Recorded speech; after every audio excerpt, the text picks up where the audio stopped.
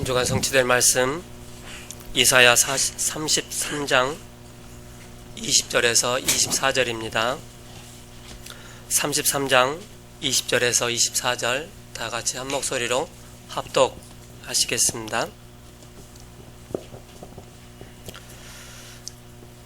33장 20절부터 24절 다 같이 한 목소리로 천천히 합독하시겠습니다. 다 같이 읽겠습니다. 시작. 우리 절기의 시온성을 보라. 내 눈이 안정된 처소인 예루살렘을 보리니 그것은 옮겨지지 아니할 장막이라. 그 말뚝이 영영이 뽑히지 아니할 것이요 그 줄이 하나도 끊어지지 아니할 것이요 여호와는 거기에 우리와 함께 계시리니 그곳에는 여러 강과 큰 호수가 있으나 노초는 배나 큰 배가 통하지 못하리라. 대저 여호와는 우리의 재판장이시요 여호와는 우리의 율법을 세우시니요 여호와는 우리의 왕이시니 그가 우리를 구원하실 것입니다. 내 돛대 줄이 풀렸으니 돛대의 밑을 튼튼하지 못하였고 돛을 달지 못하였느니라. 때가 되면 많은 재물을 탈취하며 나누리니 저는 자도 그 재물을 취할 것이며 그 거주민은 내가 병들었노라 하지 아니할 것이라. 거기에 사는 백성이 세함을 받으리라. 아멘. 세움 찬양대 찬양 이후 구원자 그리스도라는 제목으로 목사님 말씀 선포해 주시겠습니다.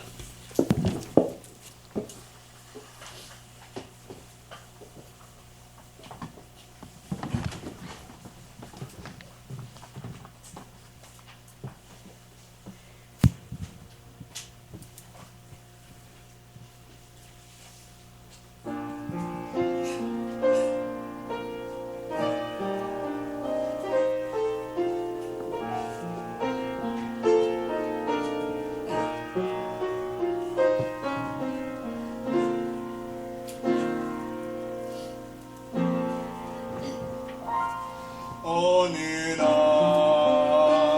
나는 알았네 주가 그리스도 되심을. 어느 날 나는 알았네 길과 진리 생명 되신 그분.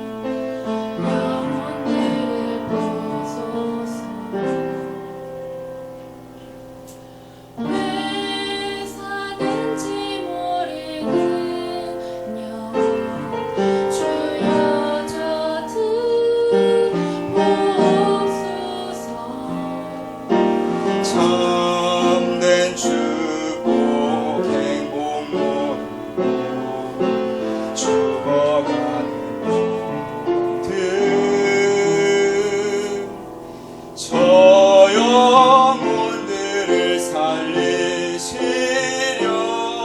하나님이 오셨는데 저 영혼을 살리시려 하나님 사람의 모양을 입고서 이 땅에 오셨는데 저들을 알지 못하고 그의 아니 하나님 맘이 얼마나 아프실까요 내 주여. 이런 주님 마음을 아는 자여 이런 주님의 하늘 아는 그래요.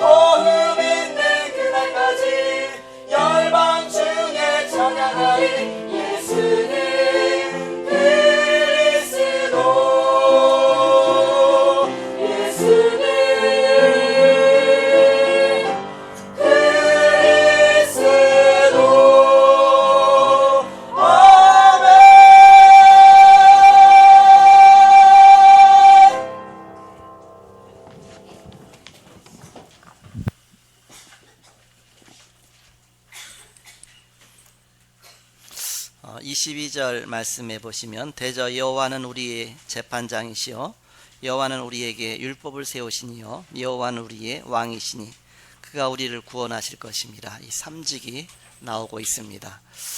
재판장이다. 재판장이 죄가 있느냐 없느냐 결정하죠.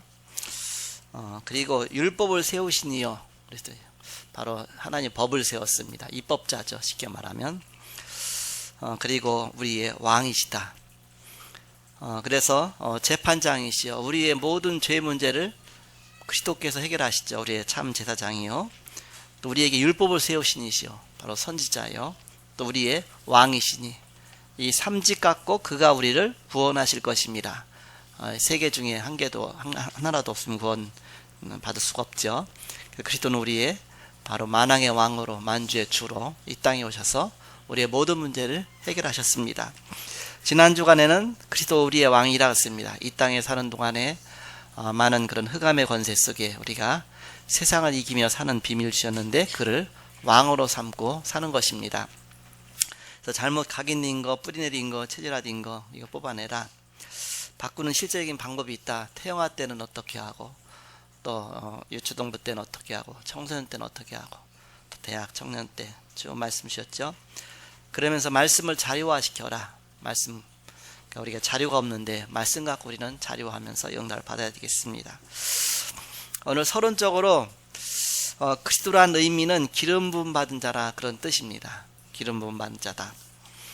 그래서 구약에 기름 부어 세운 세 직분이 있는데 바로 제사장과 선지자와 왕입니다. 그래서 그리스도란 메시아 즉 우리를 구원하시는 그런 직분이죠. 그래서 좀 아까 말씀드렸던 22절의 그런 내용입니다. 그래서 우리가 이 땅에서 누릴 최고의 축복이 뭐냐? 그것은 그리스도의 비밀 갖고 전도자로 사는 것입니다. 그래서 인간관계가 가장 중요하죠. 하나님의 큰 응답과 관련이 있는 것입니다. 불신자가 예수 믿으면 때로는 집안 식구와 원수가 된다. 그런 말씀이 있죠. 왜 그러냐? 소속이 바뀌기 때문에 그렇습니다. 마태복음 10장 35절에서 36절에 보니까 사람의 원수가 그 집안 식구리라 했습니다. 그러니까 영원한 원수가 아니라 잠깐 동안 복음이 온 가정에 전파되기 전까지 잠깐 동안. 요한복음 8장 44절 보니까 너희는 너희 아비 마귀에게서 났으니 너희 아비의 욕심을 너희도 행하고자 하느니라. 그런데 복음 받으면 구원받은 모든 것이 다 이제 회복되기 시작합니다. 요한복음 16장 11절에서 14절에 보니까 세상 임금 마귀 그랬습니다. 마귀가 세상에서 임금 노릇한다. 가정을 갈라놓고 그러면서 친구를 갈라놓고 세상을 속이고 그러면서 점점 이 흑암의 속으로 빠지게 만들죠. 그래서 우리는 그리스도가 우리의 왕이시다. 바로 만왕의 왕 그리스도를 누리고 살면 이 모든 부분에 이제는 권세가 무너지는 것이죠. 고린도후서 4장 4절에 보니까 이 세상 신이 그랬습니다. 세상 신. 세상에서 바로 임금 노릇하는 마귀 신이 우리를 이렇게 속이는 것이죠. 그래서 구원받은 게 얼마나 큰 축복이냐. 구원받으면 우리가 우리의 과거 문제 모든 문제 끝난 것입니다. 과거 죄와 허물과 죽었던 너희를 살리셨도다. 에베소서 2장 1절에 바로 우리가 신분이 바뀐 것입니다. 과거 영적 문제 가운데서 빠져나와서 하나님 자녀가 되었고 이제 하나님 자녀로서 이 세상을 살리는 그런 전도자로 우리를 부르신 것입니다. 이것이 가장 행복하고 축복된 삶이다. 에베소서 2장 2절에 보니까 너희가 그때는 공중 권세자 분자를 따랐다. 마귀에 속해서 마귀 종로를 타면서 이 세상 풍속을 쫓고 세상이 기뻐하는 쪽으로 갔는데 이제는 우리가 그곳에서 빠져나온 하나님의 자녀다.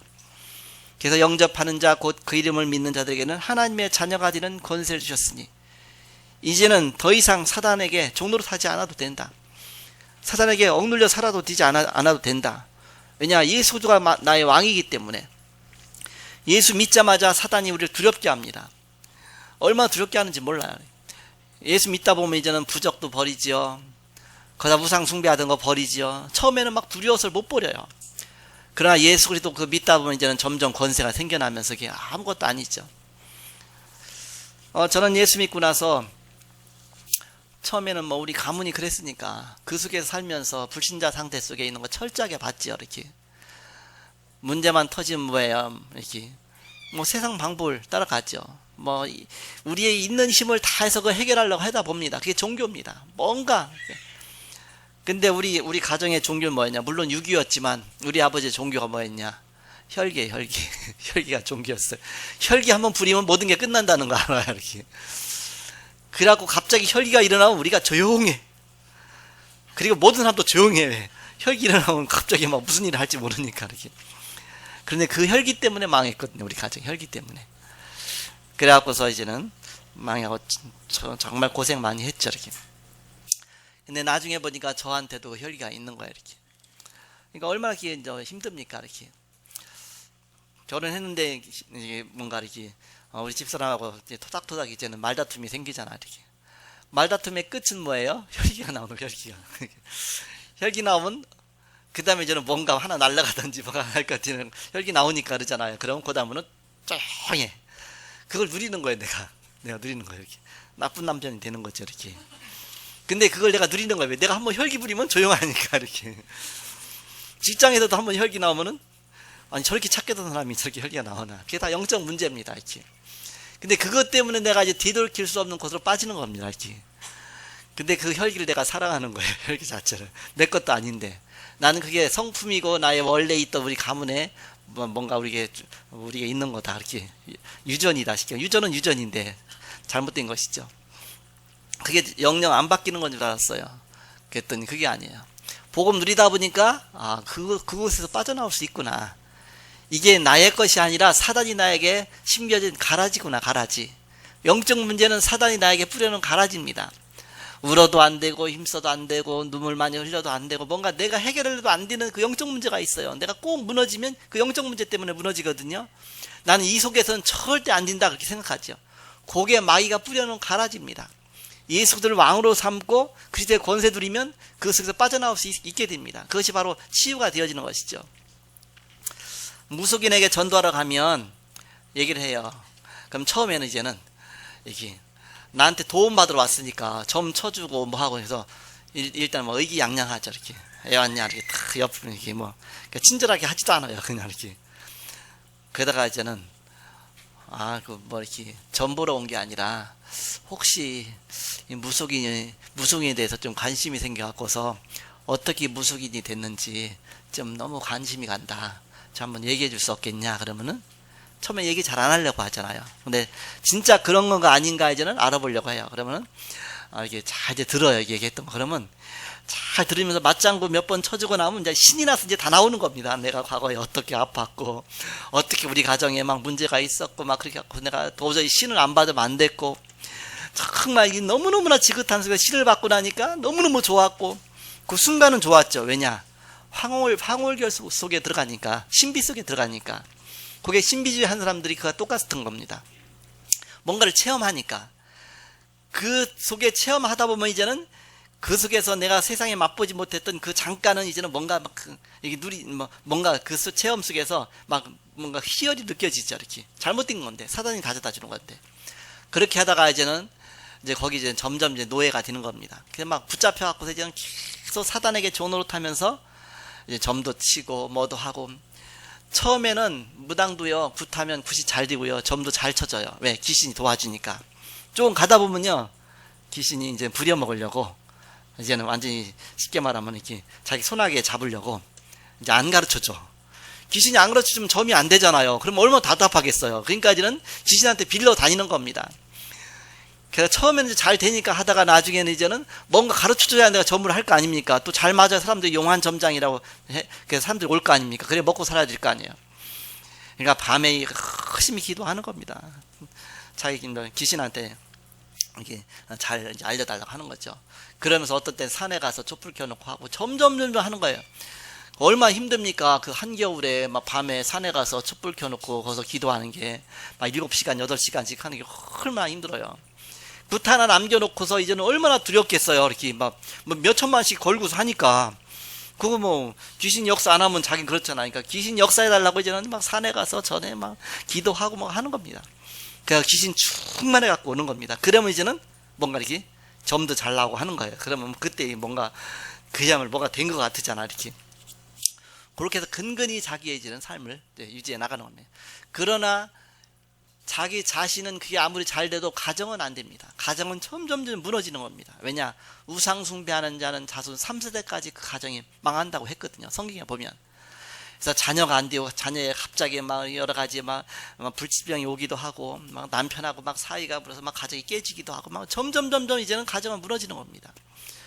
그렇다고 귀신이 계속 잘 되게 해주냐면 그렇지 않거든요. 그렇기 때문에 이제는 부려먹거든요.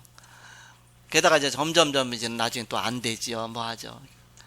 게다가 귀신도요, 이제 이 사람이 건강도 약해지지요. 뭐 하죠. 더 이상 이제 쓸모가 없으면 어떻게 하냐면 이제 딴 사람 찾습니다. 누구 찾느냐? 더 젊은 자녀를 찾아요. 그 사람을 버리고서 이제는 자녀한테 가려고 합니다. 이제 그런 얘기를 쭉 하잖아요, 이렇게.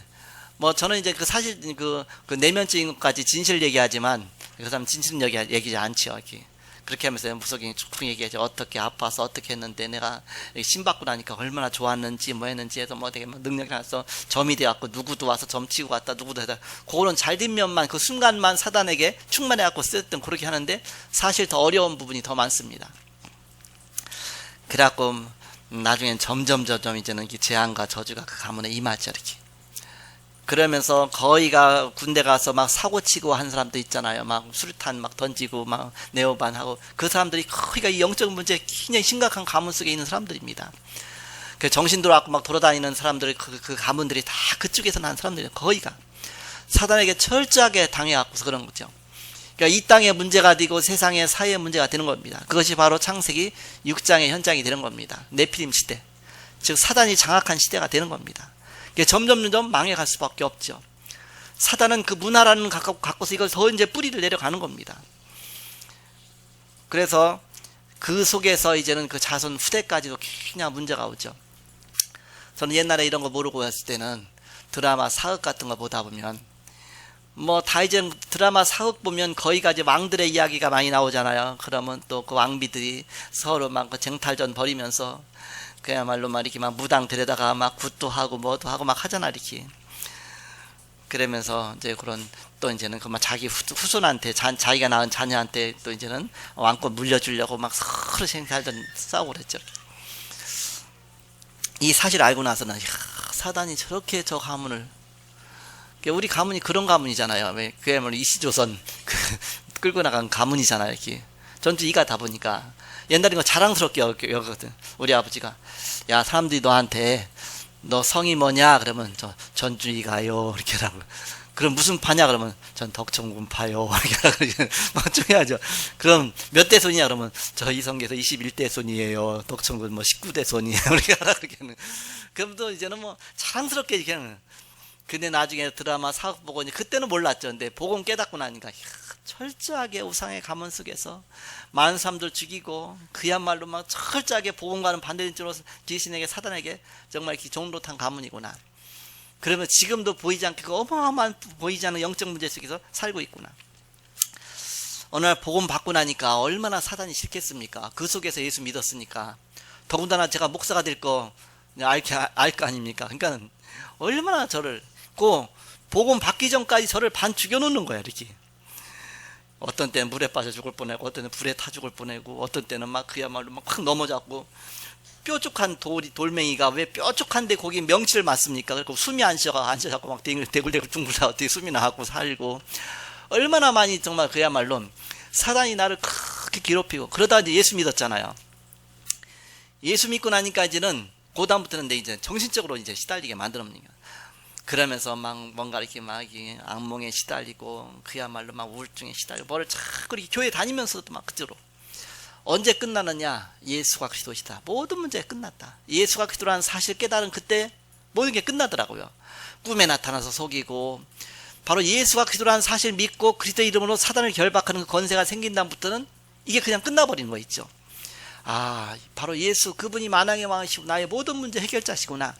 나의 삶 속에 누려지니까 이제는 그 권세를 사용하기 시작하는 겁니다.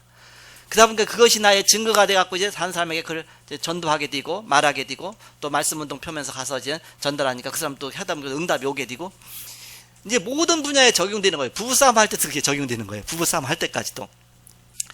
부부싸움 하면 처음에는 별거 아닌 것 같고 싸워요. 그러다가 이제 조금씩 이제 올라와요. 이렇게 뭐가 도와주는지 자꾸 한쪽으로 가요. 막 올라오고 더 커져. 점점 커져.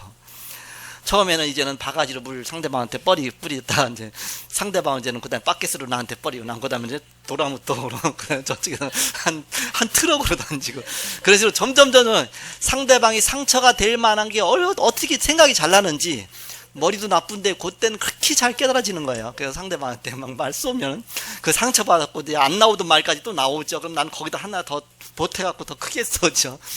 그렇게 나중에는 뭘로 끝납니까? 혈기로 끝나. 나 0점 문제 혈기로. 그 다음에 팍 뭐가 날라가든지 뭐하든지 못된 남편이 되는 거죠. 그걸 또 밖에다 얘기할 수도 없어요. 너무 크기 때문에. 그런 분이 감출 수밖에 없잖아요. 남편 그러니까 그 속에서 우리 집사님 얼마나 힘들게 살았겠습니까? 이렇게.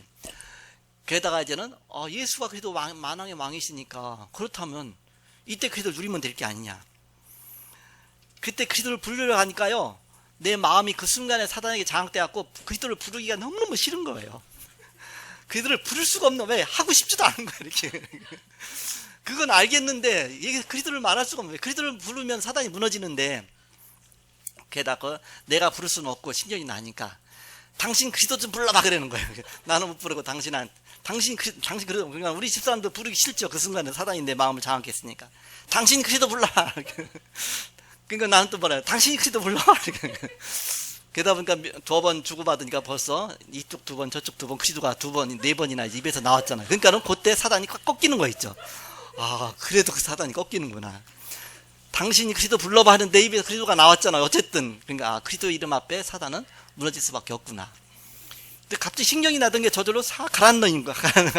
가라앉는 거 있죠. 그래서 신기하다. 그러다 나중에 뭔가 싸울 마음이 없어지는 거 있죠. 이렇게. 그냥 내가 잘못했으니까 끝나는 거예요.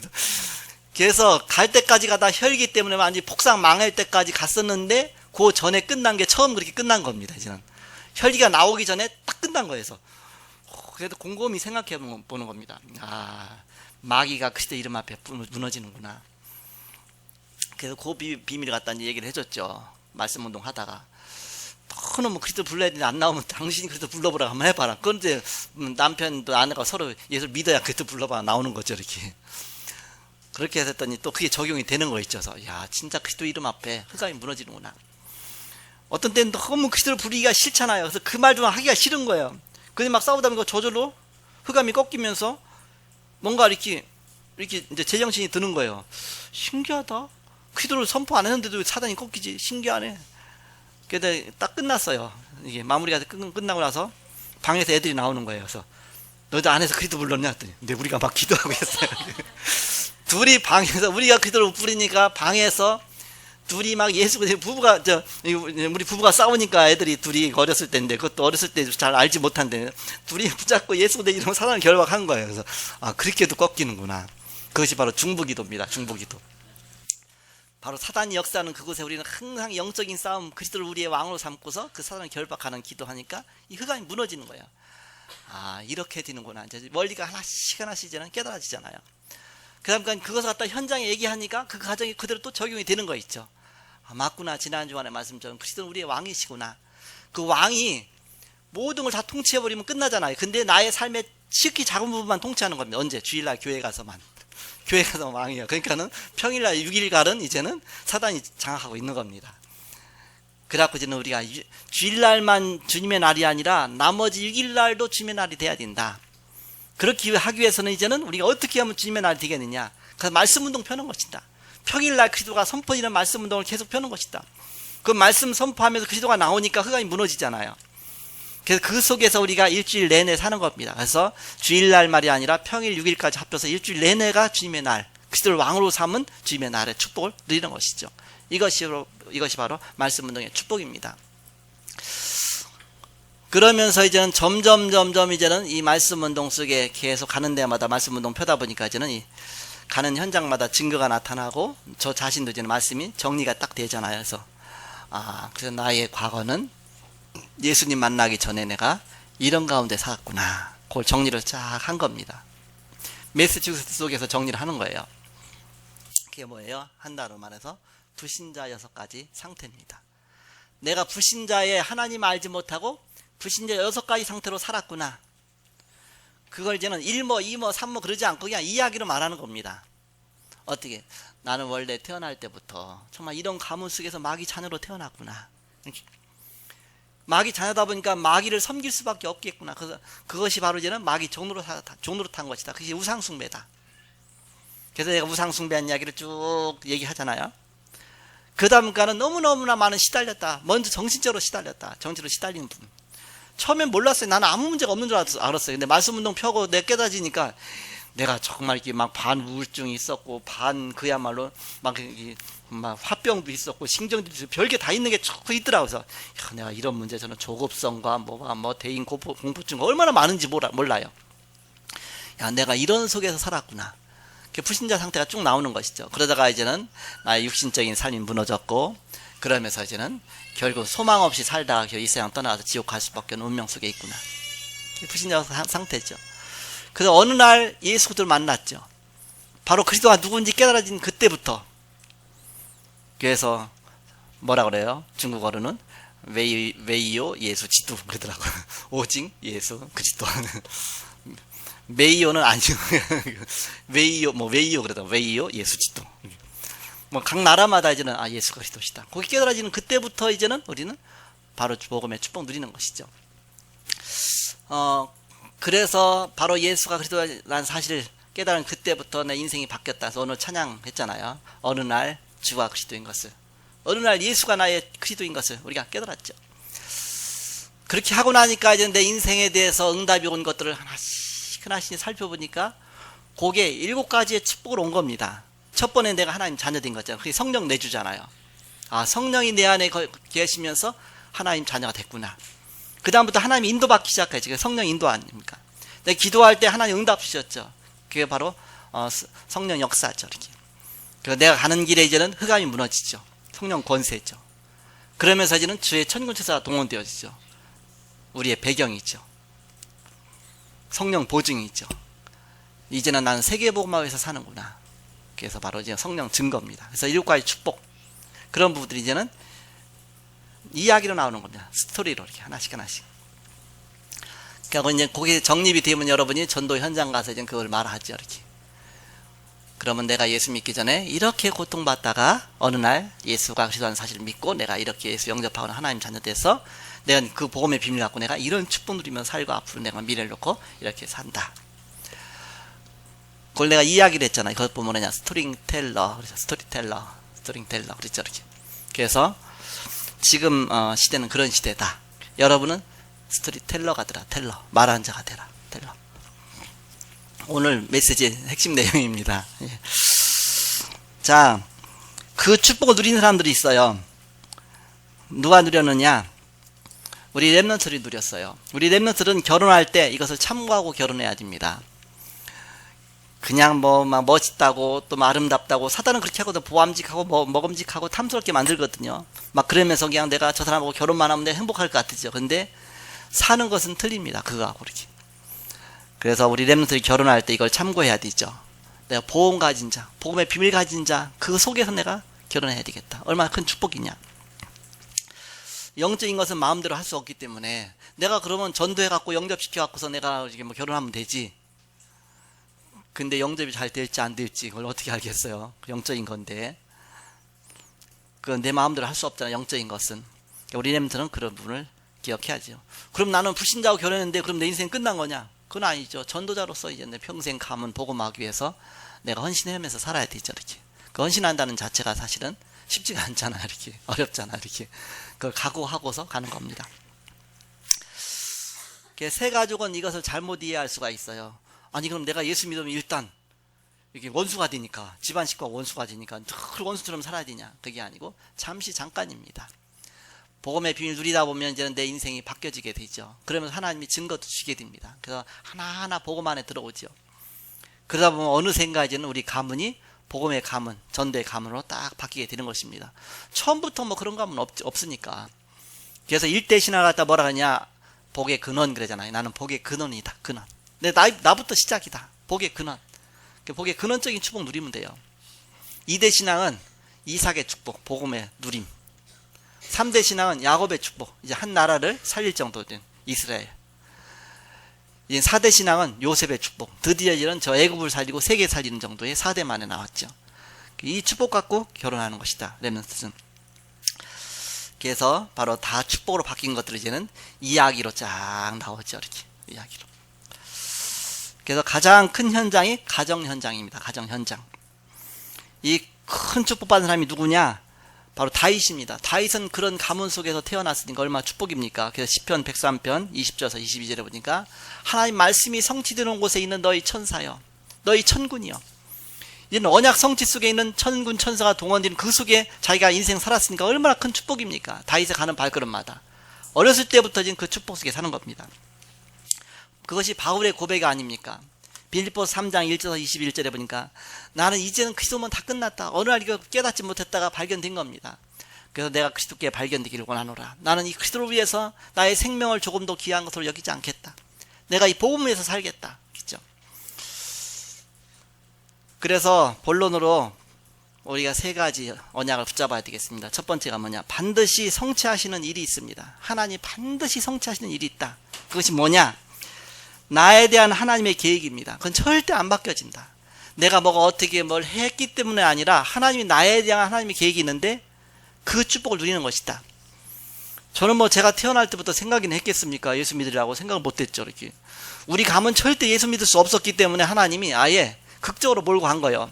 쫄딱 망해갖고서 이제는 지푸라기라도 잡아야 되니까 그것도 이제 우리 어머니가 아니라 우리 어머니 돌아가시고 우리 새어머니가 이제는 영적 문제 와갖고 신병 와갖고 그것 때문에 교회 가게 되는데 나도 거기 빌붙어서 따라갔는데 그것 때문에 내가 예수 믿게 됐고 그것 때문에 내가 목사가 됐죠. 이렇게 우리 가문은 아직도 뭐 우리 고모가 현직 무당 계시고 또 뭐 우리 고모도 뭐 절에서 있다 하시고 뭐 다 그런 가문이니까. 그런데 정말 하나님의 계획은 반드시 이루어진다. 하나님 나를 부르실 때 이 복음을 위해서 부르셨구나. 그래서 나에 대한 하나님의 계획 빌립보서 1장 6절에 보니까 그리스도께서 일어나 가신다 그랬죠. 빌립보서 1장 6절. 바로 하나님의 날 그때까지 그리스도께서 이루시리라. 빌립보서 2장 13절에 보니까 자기의 손을 두고 행하게 하신다. 주님의 손을 우리 마음에 두시고서 그 일을 행하게 하시는 겁니다. 하나님의 손에 있다. 그래서 가정 현장에 대한 계획이 반드시 있습니다. 그래서 빌립보서 4장 4절에서 19절에 보니까 내가 다시 말하노니 너는 기뻐하라. 항상 기뻐하라. 기뻐하라. 감옥 안에서 감옥 밖에 있는 사람한테 기뻐하라. 기뻐하라. 왜냐? 하나님이 복음 주셨다는 것이 얼마나 큰 축복이냐. 그 속에 하나님의 어마어마한 계획이 있다. 기뻐하라. 그래서 뭐 혹시 어렵냐? 가난해도 기뻐하라. 부자냐? 부자래도 기뻐하라. 나는 사도 바울의 고백처럼 가난에 처할 줄도 알고 궁핍에 처할 줄도 알고 또 이제는 풍부에 처할 줄도 알고 나는 배부름과 배고픔의 일체의 비결을 배웠노라.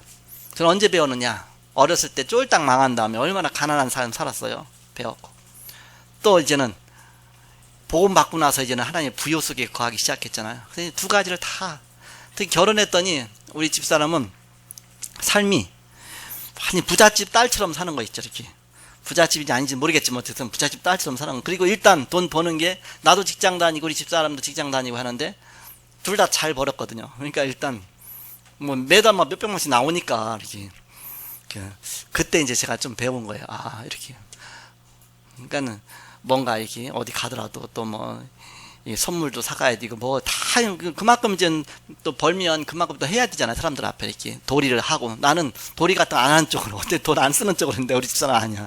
마땅한 쪽으로 이렇게 막 그래서 아 이렇게 그러니까 두 가지가 다 우리는 풍부에 처할 줄 알고 궁핍에 처할 줄 알고 그래서 빈부에 처할 줄 아는 지혜 사도 바울은 그것을 배웠다 그랬죠. 그러면서 걱정하지 말라. 빌립보 4장 19절에 보니까 너희 쓸 것을 채우시리라. 하나님이 모르시겠냐? 참새들도 봐라. 하나님 모르시겠냐? 참새가 농사 짓냐? 그러나 하나님 먹이시지 않느냐? 참새가 뭐 옷감 짜냐? 그렇지 않아도 하나님 옷을 입히시지 않느냐? 하나님의 손에 다 있다. 염려하지 말라. 우리가 늘 사는 삶 속에서 늘 염려 속에 살지 않냐? 바로 참새도 하나님이 이렇게 입히시며 들의 백합화도 하나님이 이렇게 입히시는데 너희 일까 보냐? 너희가 비싸냐? 하나님 먼저 참새가 비싸냐? 너희가 비싸냐? 우리 하나님의 자녀인데 주님께 맡겨라.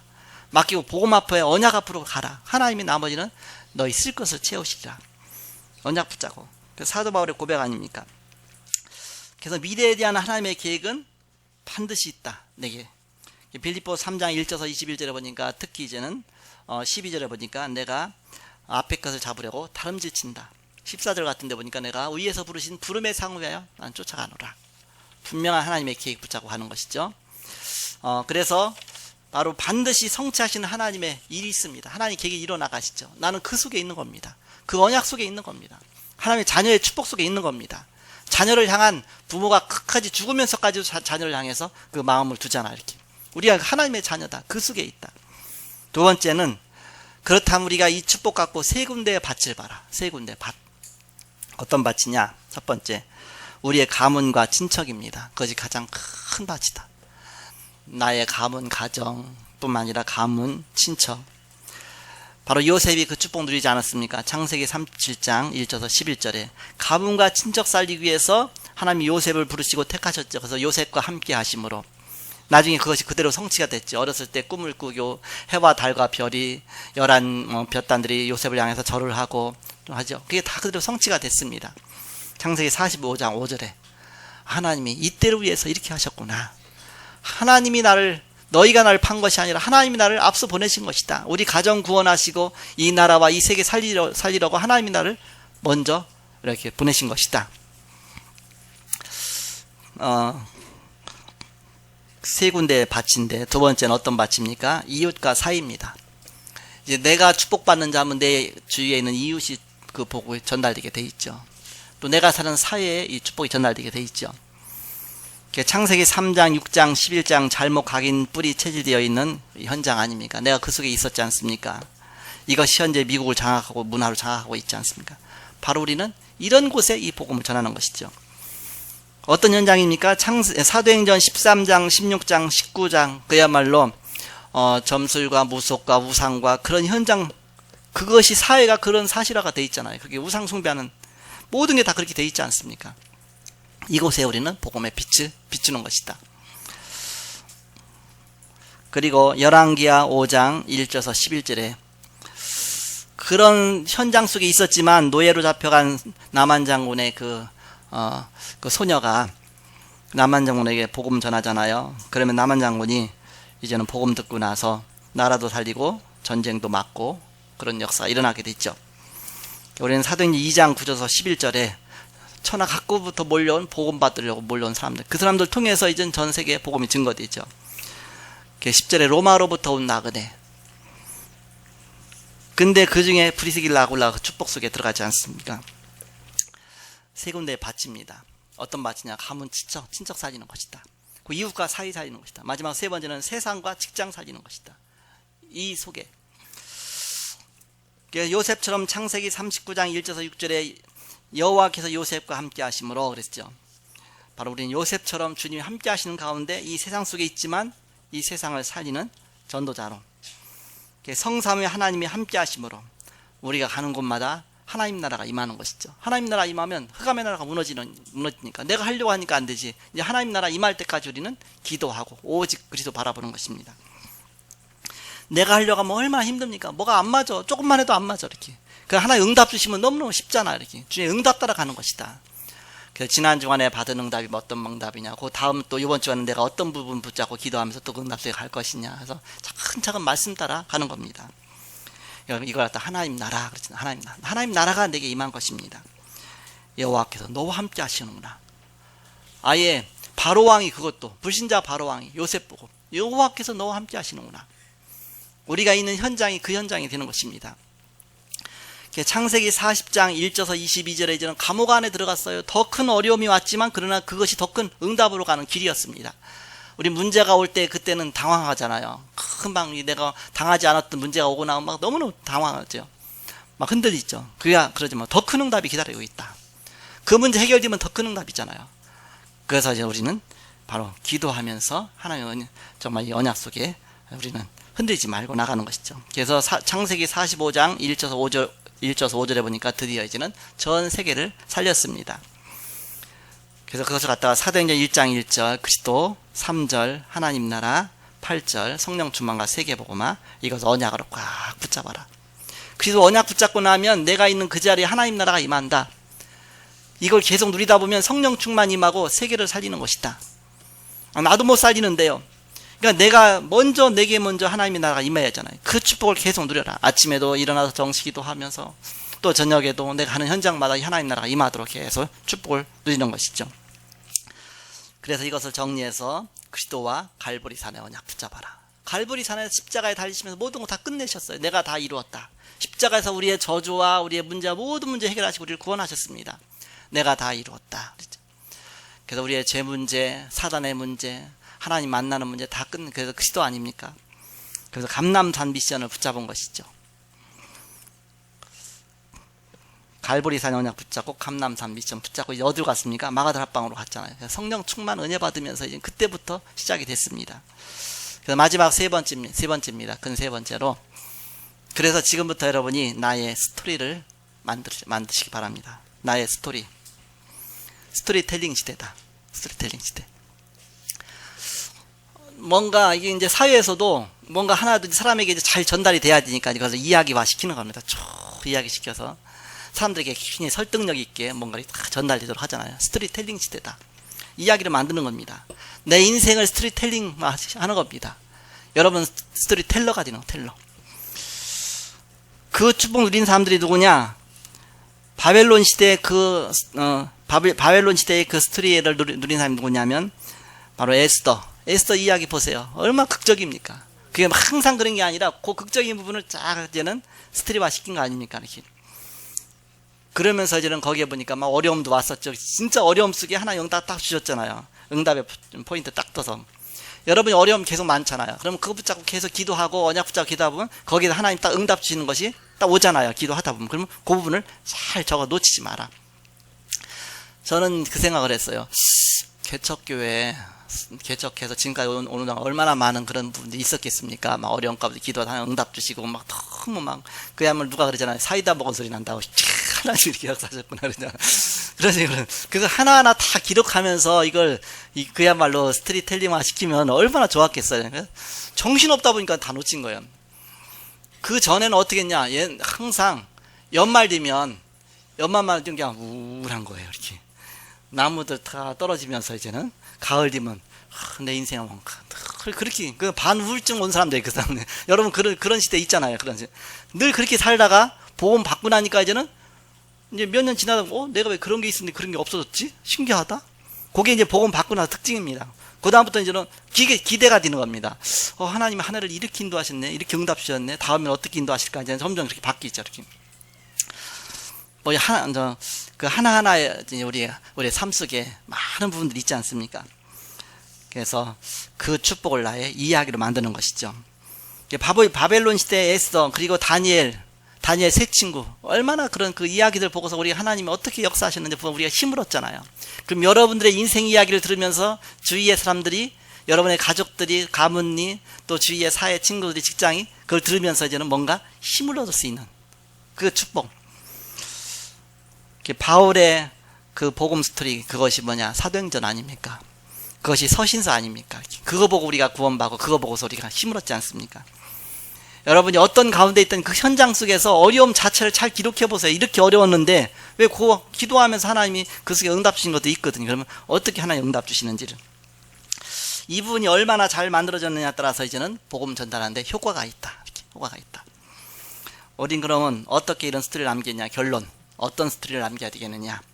다른 거 말고 복권 당첨된 거 그런 거 말고 이렇게 복권 당첨되면 그 복권 당첨된 거에 사람이 망하게 돼요. 갑자기 돈을 크게 쓰다 보니까 이제 나중에 돈 다 쓰고 나면 없잖아 이렇게. 그럼 망하게 됩니다. 우리는 그게 아니라 하나님 응답하시는 거. 어디 안에서? 복음 안에서. 내가 복음 붙잡았더니 이런 축복이 있구나. 어디 안에서? 사문을 안에서. 오늘의 말씀, 오늘의 기도, 오늘의 전도 그 속에서. 강단 말씀 갖고서 우리는 이제는 한 주간 동안 강단 말씀이 그것이 하나의 스토리가 되는 거 아닙니까? 그걸 갖다 기도첩도 하고 그 다음에 그 언약 붙잡고 이제는 날마다 사문을 하면서 하루를 사문을 갖고 살고 그러면서 그분을 기록하기도 하고 그 속에서 이제는 하나하나 이제는 하나님의 그런 축복과 역사들이 나타나는 것이죠. 그래갖고서 이제 주보에 보니까 오늘 우리의 시편 나오잖아요. 우리의 시편 거기 보면 이제는 내 인생에 하나님 인도하셨던 그런 것 쭉 나오지 않습니까? 그래서 내가 살아왔던 과거 어땠냐? 창세기 3장 속에 묶여서 내가 철저하게 망한 거 그대로 써보세요. 사람들이 이 사람들이 이랬구나. 그럼 나도 그렇게 살았는데. 그렇잖아요. 나도 똑같구나. 그래야 사람이 마음이 열리잖아요. 그런 다음에 어떻게 내가 그리스도를 깨닫게 됐는지, 어떻게 그리스도 만나는지, 그러면서 그리스도 만난 다음에 내가 어떻게 소망 속에 살고 있는지, 그걸 기록하면 사람들이 다 은혜 받게 됩니다. 구원받은 은혜, 내가 과거에 살아왔던 나의 과거, 그 창세기 3장 문제 속에 있었던 거, 그러면 구원받은 은혜와 현재 내가 그러면서 앞으로 하나님이 인도하실 미래, 렘넌트의 미래 쭉 기록해요.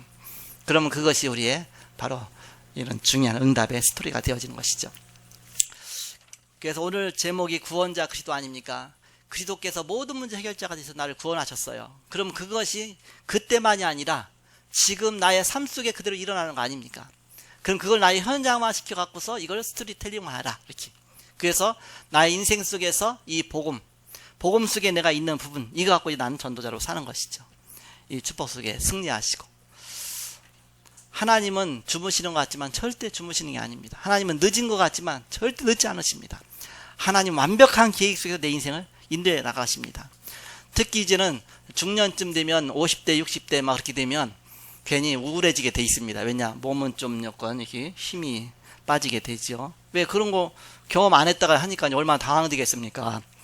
뭐 청소년들도 좀 자라면서 사춘기 되면 뭔가 막 몸이 변화오면서 막 이상해지잖아. 이렇게 뭔가 막 힘이 나고 막 이상해지잖아요. 그러면서 막 이상한 쪽으로 막 빠지기도 하고 막 그러잖아요.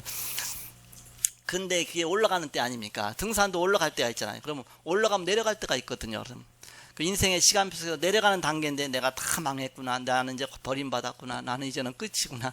그게 속는 거, 사단이 속는 겁니다. 그 속에 하나님이 나 인생 전체를 놓고 하나님 계획하고 계신데 내가 올라가는 단계 속에 하나님 나를 통해 하시는 것이 있고 또 내가 또 그곳에서 이제는 내려가는 속에서 하나님이 또 이제는 중요한 부분을 하시는 것들이 있죠. 그 속에 하나님의 계획들을 발견하고서 바로 우리의 플랜을 짜는 거다. 나 인생에 대한 플랜. 하나님이 나를 통해서 이렇게 하시는구나. 또 렘넌트를 놓고 내가 이런 발판이 되는구나. 내가 세움 RUTC를 놓고 내가 이렇게 내가 기도해야 되겠구나. 내가 정말 이 땅에서 가장 중요한 부분을 하나님 앞에 정말 남겨야 되겠구나. 여러 가지를 놓고 우리가 기도해야 되겠죠. 그래서 구원자 그리스도라는 제목 붙잡고 여러분이 한 주간 동안 큰 응답 누리시고 승리하는 여러분 되시기를 그때 이름으로 축복합니다. 기도하겠습니다. 하나님 감사합니다. 우리가 연약한 가운데 그리스도께서 독생 성자 그리스도께서 육신이 입고 이 땅에 오셔서 우리의 모든 문제를 해결하시고 우리를 구원하시고 구원의 축복 누리게 하시고 이 땅에 이 복음이 증거되게 하심을 감사합니다. 성령께서 역사하셔서 우리 교회 모든 성도들이 다 은혜 받고 힘을 얻고 또 세상 살리는 그런 전도자의 축복 누리게 하여 주옵소서. 전도자의 스토리를 남길 정도로 하나님이 큰 응답의 문을 열어 주옵소서. 감사하며 예수님의 이름으로 기도하옵나이다. 아멘.